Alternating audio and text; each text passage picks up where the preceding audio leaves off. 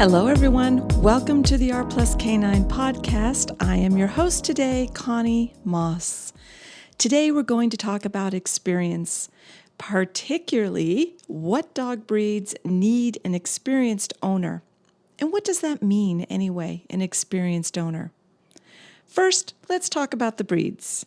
So I'm just going to throw out a handful of breeds and some terms about breeds that you may or may not be familiar with. And these are generally dogs that I think really require an experienced owner. And then I'll get into explaining why.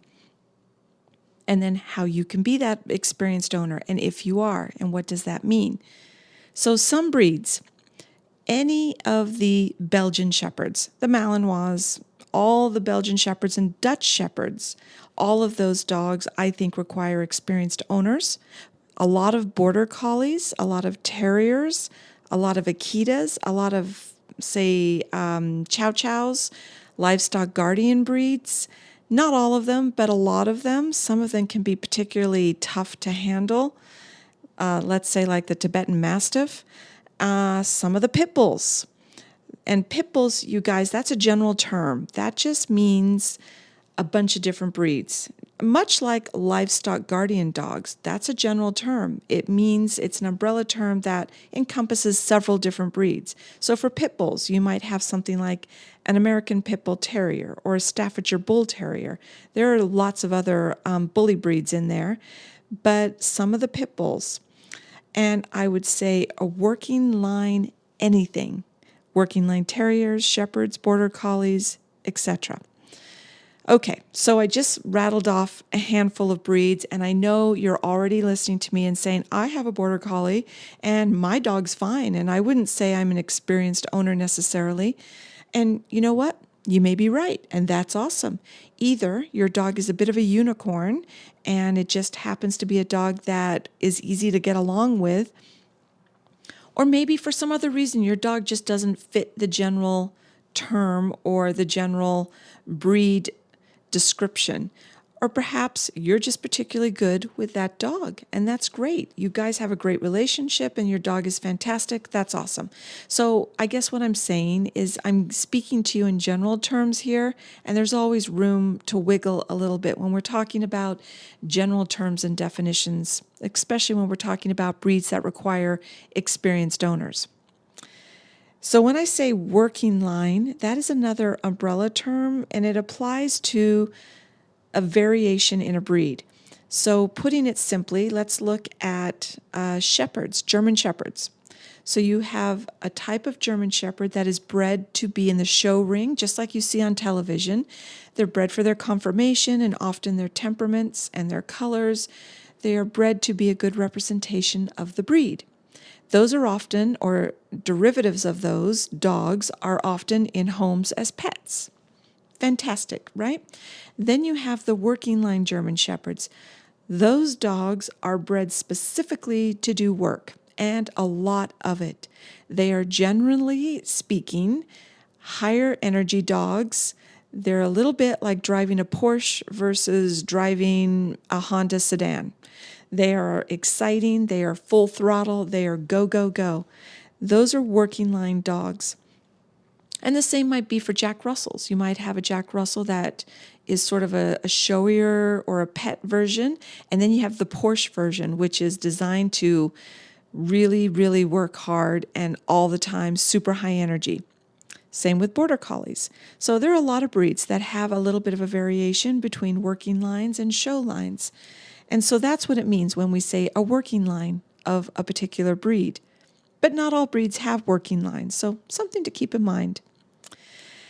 Now, let's talk about what it means to be an experienced owner. So we talked about some breeds, in my humble opinion, that need experienced owners. What does it mean to be an experienced owner? Well, I'd say, off the top of my head, you're kind of savvy with dogs. You're comfortable with dogs. You might have grown up around dogs, although that's not necessary. You understand and can provide breed-appropriate exercise.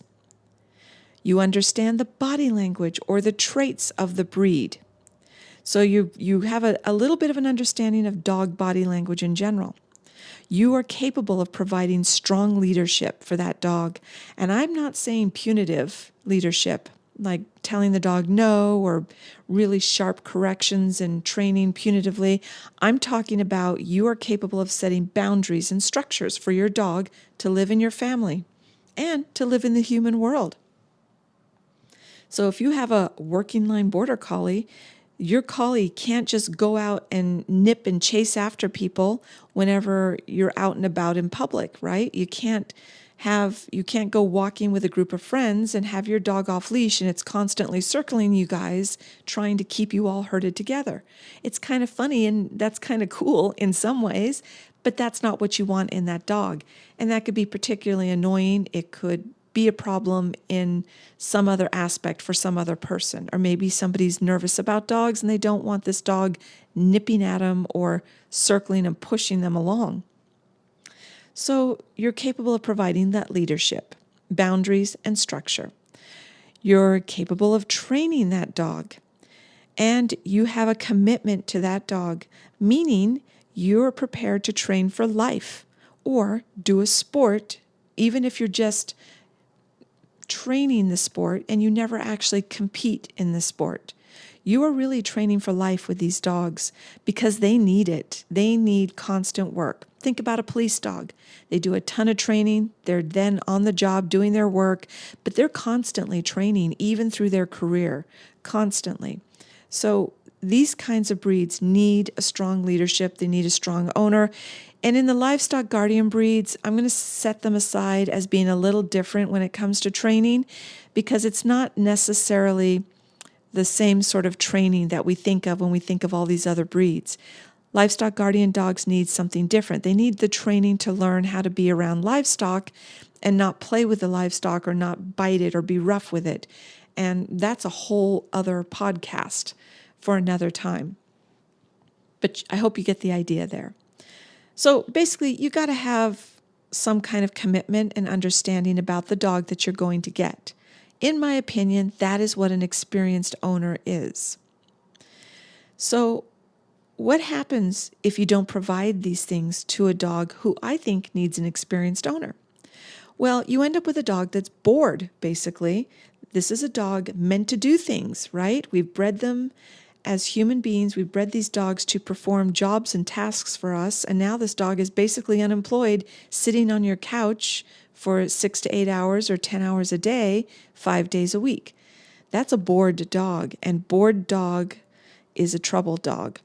So when they're bored, you could see their excitement, their energy coming out in unusual ways. For example, reactivity.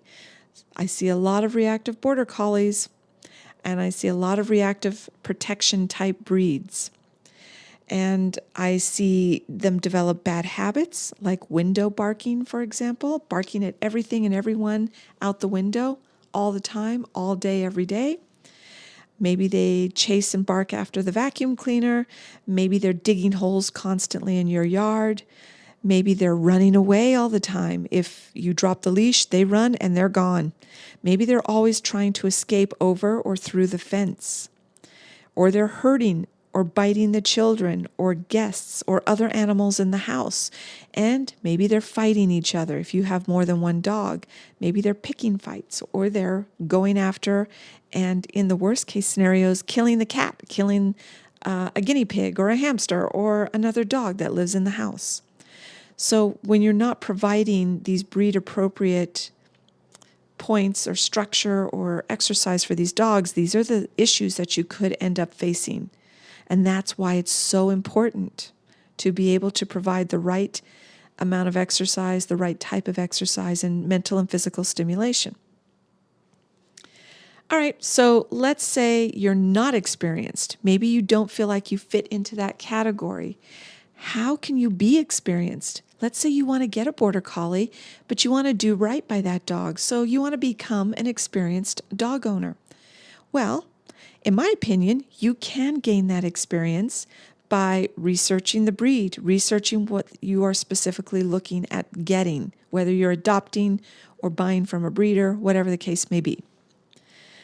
you should be able to find a reputable trainer or sport coach, because remember, we talked about the need for constant training throughout that dog's life.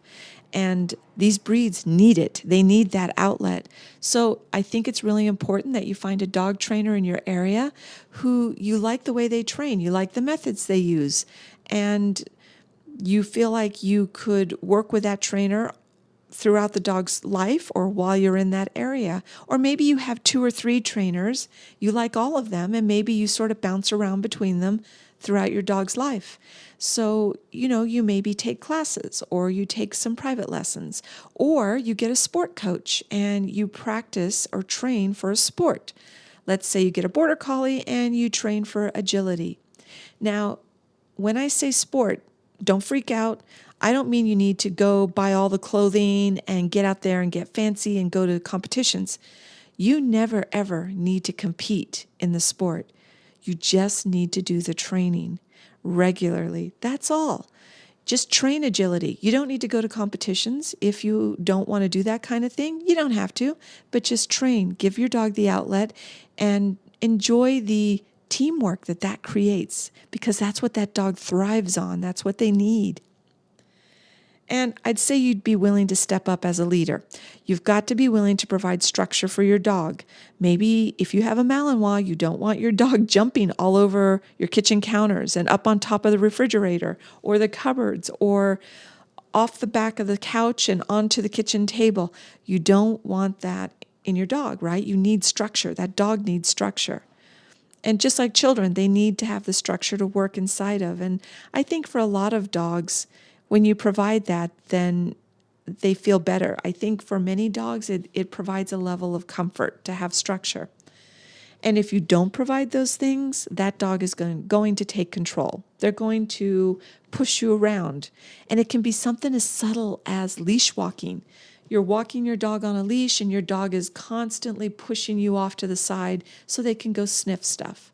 Or your dog starts pulling you and dragging you to do certain things, or to greet dogs, or to go to people. There are various things that dogs may start doing because you're not stepping up to the plate, and they're going to take control. They will be the one to take control. So keep it in mind. I want you to consider all of the aspects of owning a dog and what that means, and be prepared to step up if you aren't already there, willing to provide that outlet.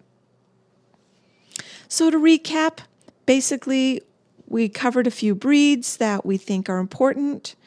A lot of protection breeds I probably would have included in that list as well. We talked about what it means to be an experienced owner and what happens if you don't provide the appropriate leadership to that dog, and how you can become an experienced owner. Hopefully you found some good information here. I hope you get out there, enjoy your dogs, and oh yeah, by the way, happy training.